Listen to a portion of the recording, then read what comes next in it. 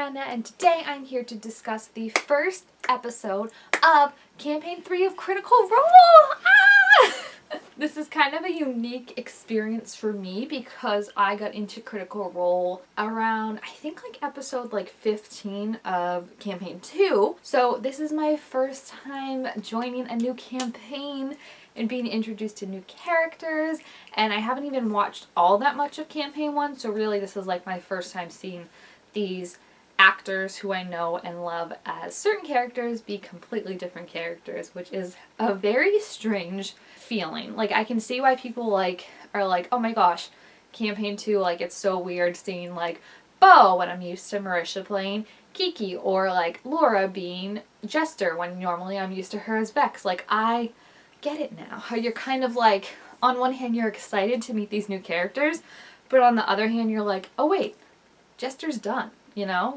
Caleb's done. We might see them maybe in one-shots and all that, but their main story is done. And it's a weird feeling to be excited for something, but also sad for, it's a bittersweet feeling, you know? Of oh, I can't wait to see these characters and see who I'm gonna love and how they're gonna change and go on their stories and everything, but it's also sad that I'm not gonna hear Jester do her sending anymore. I'm not gonna see, Caleb do a counterspell or a wall of fire anymore, and it's a weird feeling. I'm excited for Campaign 3, and I definitely think this was an awesome first episode, but it just makes you miss Campaign 2, if that makes sense. So, enough jibber-jabbering about what was. Let's talk about what is, and that is Campaign 3.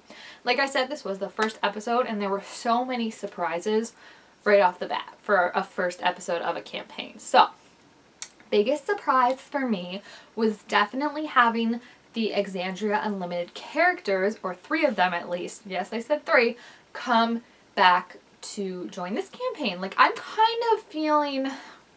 I feel like the main theory I've seen people have is Taliesin, Marisha, and Laura are all playing their main characters of the campaign. Sam, I don't know, I don't remember what the theory that I saw was about him, but basically Fresh Cut Grass is not his main character, or he'll switch between 2 or something like that. Travis, definitely, I didn't recognize his character because I didn't watch Search for Grog, sorry about that, but he is a higher level than them, and he's also a character that kind of doesn't fit necessarily with the whole vibe of the rest of them. He's older.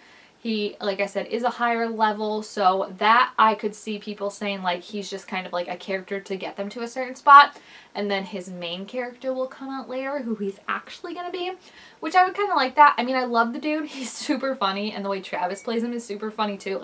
How they're all making fun of him for being so old because he's so old. I don't age shame. Do what you gotta do, but that man is fallen asleep at the dinner table, so old. And then also the EXU kids, of course. It was awesome to see Robbie as a guest character. I think that'll be really funny, and I hope he stays for a while because I really love Dorian Storm. I think he's just so... what an enigma that... If you haven't watched Exandria Unlimited, I've watched Dimension 20 multiple seasons. I've watched Critical Role, multiple one-shots, and Campaign 2. I have never in my life seen a group as chaotic in the way of just absolutely no plan. Tits out, no plan, just vibes as the Crown Keepers are from Exandria Unlimited. They had no plan. There was never anything that seemed to go right for them, and it was literally, you're watching episodes what the fuck? And not in a bad way, it was so entertaining, but that's just the way I can sum them up. So to get 3 of them back is really exciting, especially Fern. Fern and Opal were my 2 fave from the whole campaign that they had with that, so I'm really excited for Fern, and I think Ashley as Fern just freaking kills it all the time. It's so funny, and she gets to be so chaotic, I feel like Pike and Yasha, they had their funny one, they were definitely funny. I think a lot funnier than you would think they are, but I feel like Fern just is so balls to the walls, just pickpocketing things 5 seconds after they told her not to pickpocket things, says whatever is on her mind, is a 6-foot-something fawn, and still tries to stealth even though she's a 6-foot fawn with giant fawn ears. And I love her so much. So I'm excited to see them and see what they're going to bring. But yeah, I also could see what other people are saying about how maybe that's not their main characters for the campaign, just because it would be kind of weird to have Fern and Orm be away from like their group for so long. I feel like, especially since they came with Dorian, it would be a little weird for me if they left like Dorian to go off on his own, you know, like it would just feel weird. So like I would be excited, like I would have no problem if that is who they're staying with it for their main characters, but it would just feel like a little weird that they're splitting up the Crown Keepers. I do love that Dariax is the one that stayed with Opal to help her get things under control, which is bad, okay? Like I'm sure they have things under control, but those are not the impulse control. Orm and Dorian are really the impulse control, but like Dariax and Opal especially, like the things they're gonna get up to, that could be its own one shot. Like just grab Amy and just grab Matt and have them one shot just Opal and Dariax by themselves and what they're getting up to, because I can't even imagine. Speaking of that, I really love the relationships that they already have all set up. I love Talison's character is beautiful. Like the description, the attitude, the barbarian, like I love it all, and I cannot. Someone said like Taliesin really went for cosplayers and was like, I see you, now try and make this, and I love it so much. And then Sam is a literal robot. I don't know if Liam made his character like, make my character, and Liam just goes who knows what, but fresh cut grass with the southern accent that is clearly aimed at making fun of Travis every time he opens his mouth. It's everything I never knew I needed. And Sam as a cleric is going to be very interesting too, because I feel like fresh cut grass is just such a sweet, like southern, like I want to help people kind of guy. And I feel like Sam is more like chaos personified. So to see him be a character that's so sweet and, you know, putting others before himself, and well, not necessarily before himself, but before a joke, I think is going to be very interesting. But it also shows how much of a great comedian Sam is, and that he's still making funny jokes, but like you're telling them as, like you're making these jokes that are like funny and sarcastic, but you're making them as a character that's not funny and sarcastic. So you have to be so good at telling them, and he's just amazing. Now you'll notice I saved 2 very important characters for the end of my discussion, and that is because they are my 2 favorite.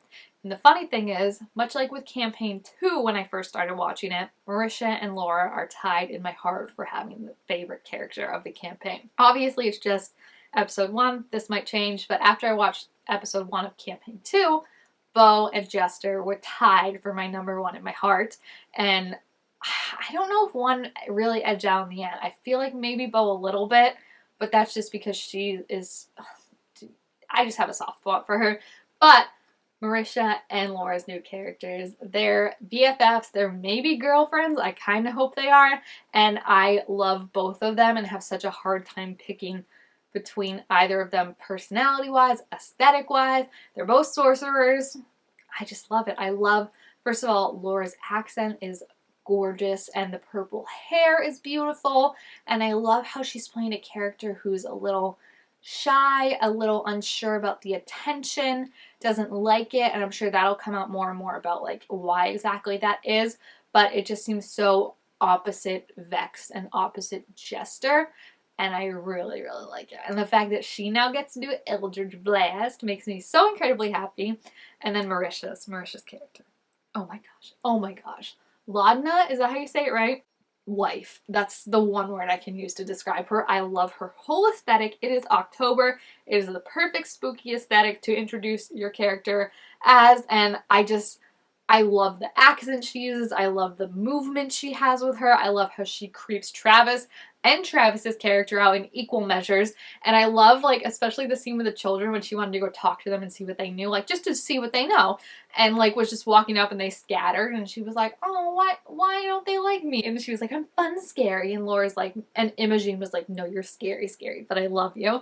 Like, girlfriends. And I also love that, like, everyone was kind of discussing, like, I saw a thing before Campaign 3 that was like, place your bets now on who the hot goth with wings Marisha's character will romance this campaign will be. And I really love that Marisha, in turn, was like, hold my beer, I'm gonna be the goth. And, like, you can't get romanced by the goth if you are the goth. And I love her whole vibe. Like, that's, you know, that's my vibe. Like, it's spooky season. I love Halloween. I love spooky, creepy. I love that she's like a goo lady to make herself scarier. And yeah, I just love Imogene and Londra's whole vibe and friendship. And it's just so cute how they're kind of opposites in a way of like, I don't think Londra is like purposefully scared. Like, she doesn't seem to like I like that she doesn't realize how scary she is, like with the kids and also with Belle or whatever Travis's full name is, and how Imogene kind of has to be like, you know, you're not scared, you know, like, but Imogene is like this southern, like sweet, you know, like hospitality, blah blah blah,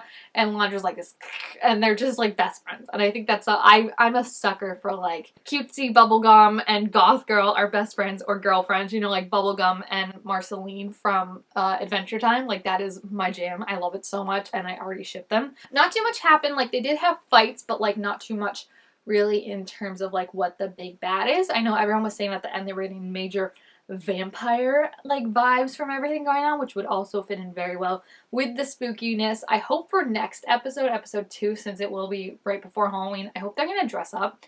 I don't know if they will, because it would be kind of like, I would understand if like they're like, no, it's only episode 2 of a new campaign, like we don't want to like go like all into, you know, Halloween and all that and like confuse new people even more, but like I really hope they do, especially Marisha. Oh my gosh, I can't wait to see all the cosplays, all the fan art of Londra already, like I'm falling in love with, and I cannot wait to see more. So yeah, I really love the unknowingness, you know, like we don't know what the story is exactly, but then also like we just don't know, are these all their main characters for season 3? Are these like gonna be ones that stick around? Is there a reason Travis's is a higher level? Does this mean that the Crown Keepers are gonna break up for a little bit? And what does this have to do with maybe a potential second season of Exandria Unlimited if they do have it? There's so many just like questions, but I love being back. I love that they're all together at a table again. I missed Critical Role, dang it.